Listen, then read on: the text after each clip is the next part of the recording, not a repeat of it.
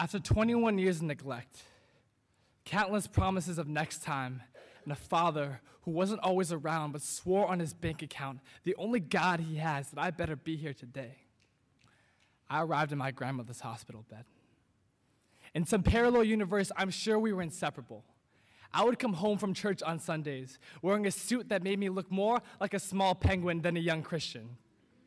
She would bake me apple pie, let me eat it before supper, and never make me finish my broccoli, as she told tales of the old country, fables of the young prince I would have become, and I would in kind recount these anecdotes to all my friends, because everyone loves a good grandma story of simpler times and glory days.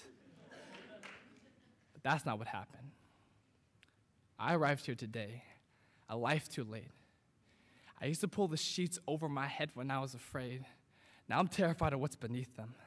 A scarecrow crucified on wooden bones and tattered skin. Her breath sounds like crumpled paper. Two bright red lanterns buried beneath her breastplates. She smiles, painfully.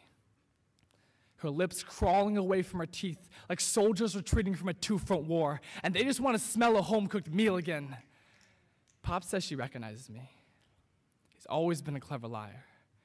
She has Alzheimer's, and I haven't seen her since I could still hold my age in my right and left hands. Straw man she is. Her brain is absent as I have been. How do you cry for a stranger? Visiting hours are for friends and family. This feels more like hospice care. Once upon a time, my father dragged me to a convalescent home, where I played make-believe with pale-faced zombies, ravenous for human flesh and anything warm that would touch them. A hand, a cup of coffee, or the last memory of the sun. Long ago, the Great Wall of China ran up her spine. Rumor has it you could still see this wonder from the moon. That's just urban legend. Trust me, I've watched from farther away, from the outside of a casket and the front seat of a rental car we laid her to rest in Monterey. I can't say if Steinbeck ever walked the cemetery, but I felt guilty of every sin east of his Eden. We had the ceremony in the church, not because we're good Christians, but because that's what we were supposed to do. The service was me, my father, and a priest paid by the hour. No procession, no mass requiem, no Ave Maria sung by a woman wearing the only little black dress she'll never want to wear again. Just prayers, read off of paper sheets folded like fast food menus. Hands like mantis, eyes up, ears out. Hadn't heard a real name until the undertaker read it in Chinese off the tombstone. A shotgun funeral. Fitting for a life that ran from bullets. Fled a communist revolution with nothing but luggage and a firstborn son. She put her past behind only for me to forget her until she passed.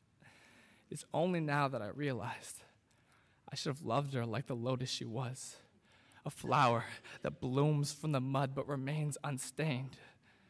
Grandma, I am so sorry. If I ever have the chance to make it right, find myself in the Hunan province of a Chinese countryside, I will craft this poem into a fleet of origami boats. Place a candle in each and sail my one-man navy of flames down the Yangtze River until the ghosts know that my grandmother's face launched 1,000 ships and I intend to bring her back. This is an Iliad, penned on the inside of a paper lantern. May it illuminate her stories into the night. Amen.